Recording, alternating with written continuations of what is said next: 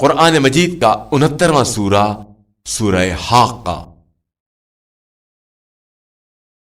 سورہ حاقہ کے متعلق چند مختصر نکات تلاوت و ترجمے کے ساتھ۔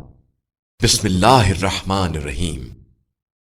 سورہ حاقہ موجودہ ترتیب کے لحاظ سے قرآن مجید کا 69واں اور ترتیب نزول کے اعتبار سے 78واں سورہ ہے۔ یہ سورہ مکہ مکرمہ میں نازل ہوا۔ اس سورہ کی پہلی آیت کی مناسبت سے اس سورہ کا نام حاقہ رکھا گیا ہے، اور عربی میں حاقہ یقینی پیش آنے والی چیز کو کہا جاتا ہے۔ اس سورہ کی ابتدائی آیات میں قیامت کو یقینی قرار دینے کے بعد 3 مرتبہ تکرار اس کی عظمت اور ہولناکی کو بیان کرتا ہے۔ آیت نمبر 31 سے 34 تک میں اللہ پر ایمان نہ لانے اور مسکین کو کھانا کھلانے کی ترغیب نہ دینے والے شخص پر ہونے والے عذاب کو بیان کیا گیا ہے۔ اس سے یہ بات واضح ہو جاتی ہے کہ انسان کو نہ صرف یہ کہ مسکینوں کا خود خیال رکھنا چاہیے، بلکہ دوسروں کو بھی اس امر کی ترغیب دینی چاہیے۔ آیت نمبر 37 کے ذیل میں بعض مورخین کہتے ہیں کہ ایک شخص نے حضرت علی علیہ السلام کے سامنے لفظ الخاطئون یعنی گناہگار کو الخاطون یعنی چلنے والے پڑھا۔ اس کے بعد آپ علیہ السلام نے اپنے شاگرد ابو الاسود دوئیلی کو حکم دیا کہ قرآن مجید پر اعراب لگائیں تاکہ غیر عرب بھی صحیح تلاوت کر سکیں۔ یاد رہے کہ اس سے پہلے قرآن مجید میں اعراب، زبر، زیر، پیش وغیرہ نہیں لگے ہوئے تھے۔ جو شخص اس سورے کی تلاوت کرے گا اس سے قیامت کے دن آسان حساب لیا جائے گا۔ بسم اللہ الرحمن الرحیم۔ بنام خدائے رحمان و رحیم۔ الحاقہ، حتمی وقوع پذیر۔ ما الحاقہ، وہ حتمی وقوع پذیر کیا ہے؟ وما ادراک ما الحاقہ،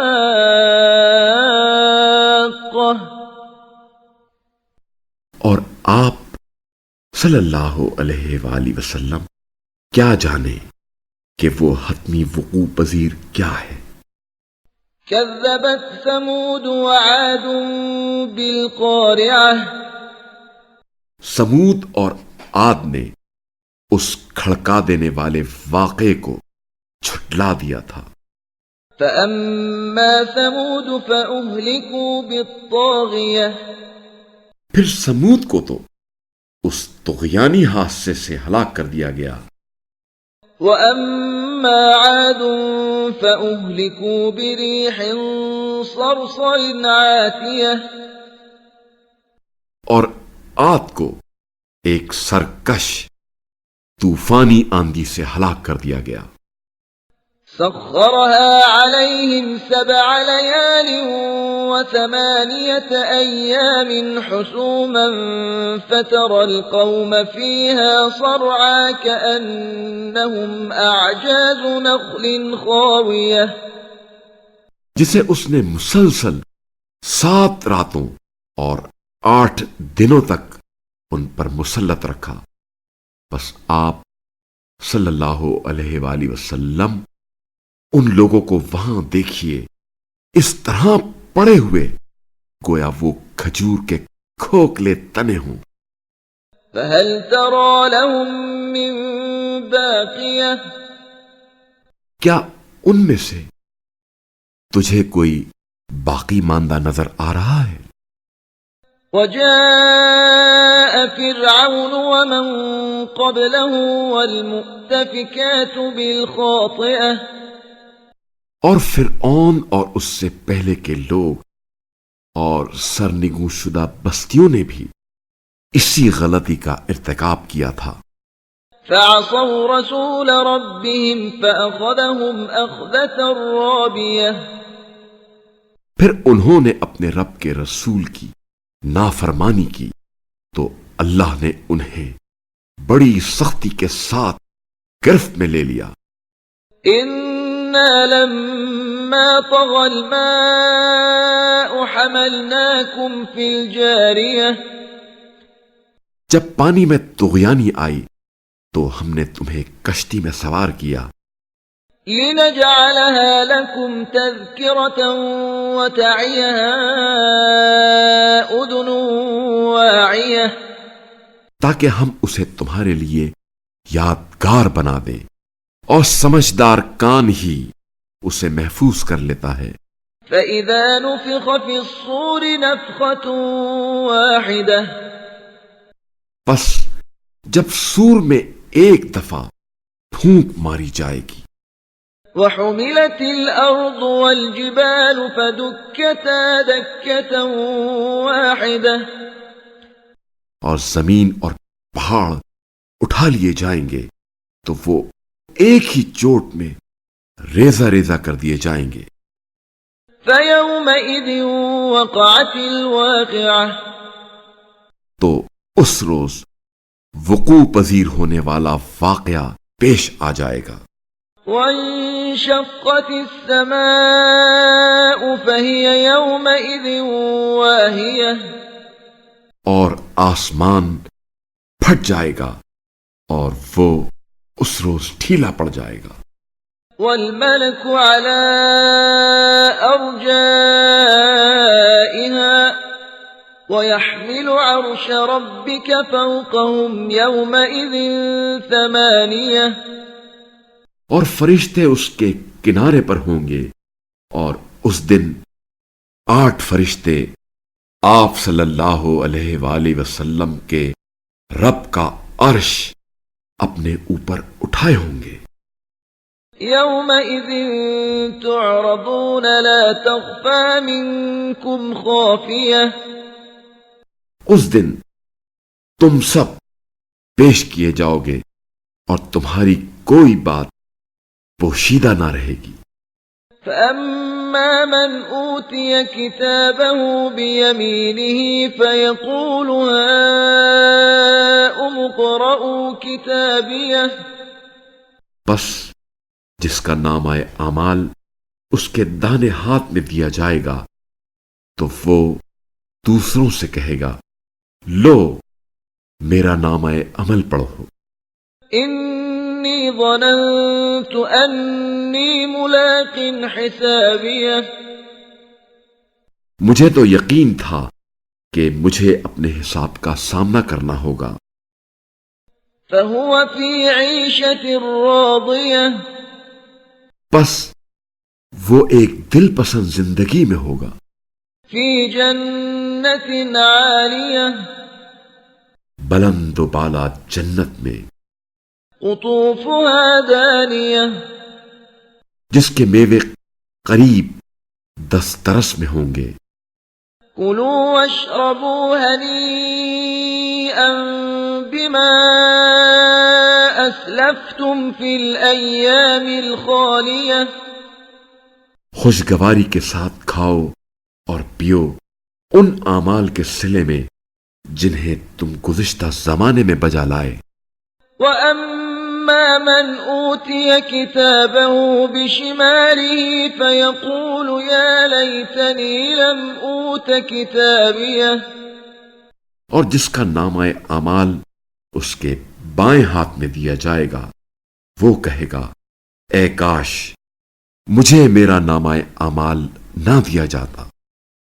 وَلَمْ أَدْرِ مَا حِسَابِيَهْ. اور مجھے معلوم ہی نہ ہوتا کہ میرا حساب کیا ہے. یا لیتہا کانت القاضیہ.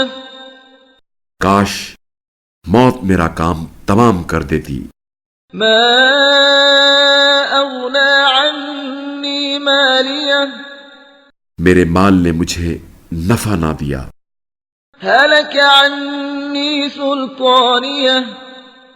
میرا اقتدار نابود ہو گیا. خذوه فغلوه حکم آئے گا کہ اسے پکڑ لو اور توق پہناؤ.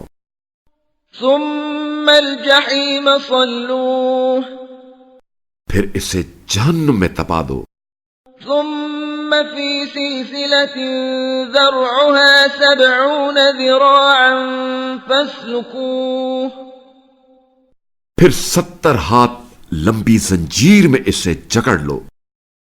إنه كان لا يؤمن بالله العظيم یقیناً یہ خدائے عظیم پر ایمان نہیں رکھتا تھا. ولا يحض على طعام المسكين اور نہ ہی مسکین کو کھانا کھلانے کی ترغیب دیتا تھا. فليس له اليوم هاهنا حميم لہذا آج یہاں اس کا کوئی دوست نہیں ہے.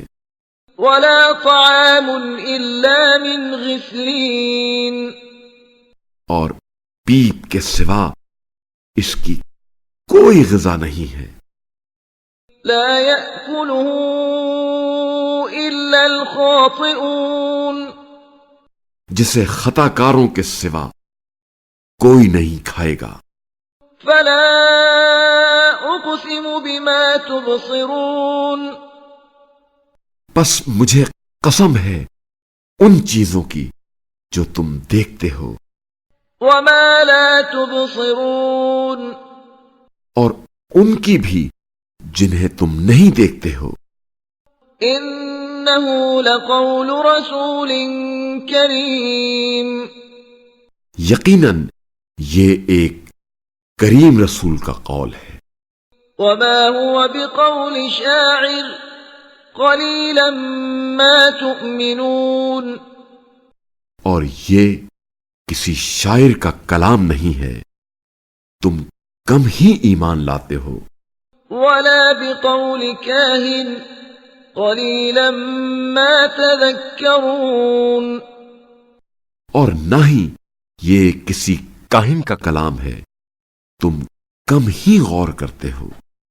تنزيل من رب العالمين یہ رب العالمین کی طرف سے نازل کردہ ہے. ولو تقول علينا بعض الأقاويل اور اگر اس نبی نے کوئی تھوڑی بات بھی گڑھ کر ہماری طرف منسوب کی ہوتی لأخذنا منه باليمين تو ہم اسے دائیں ہاتھ سے پکڑ لیتے. ثم لقطعنا منه الوتين پھر اس کی شہرک کاٹ دیتے. فما منكم من أحد عنه حاجزين پھر تم میں سے کوئی مجھے اس سے روکنے والا نہ ہوتا. وَإِنَّهُ لَتَذْكِرَةٌ لِّلْمُتَّقِينَ اور پرہیزگاروں کے لیے یقیناً یہ ایک نصیحت ہے. وَإِنَّا لَنَعْلَمُ أَنَّ مِنكُم مُّكَذِّبِينَ اور ہم جانتے ہیں کہ تمہارے درمیان کچھ لوگ تکذیب کرنے والے ہیں. وَإِنَّهُ لَحَسْرَةٌ عَلَى الْكَافِرِينَ یہ تکذیب کفار کے لیے یقیناً باعث حسرت ہے. وَإِنَّهُ لَحَقُّ الْيَقِينِ اور یہ سراسر حق پر مبنی یقینی ہے. فَسَبِّحْ بِاسْمِ رَبِّكَ الْعَظِيمِ بس آپ صلی اللہ علیہ وآلہ وسلم اپنے عظیم رب کے نام کی تسبیح کریں.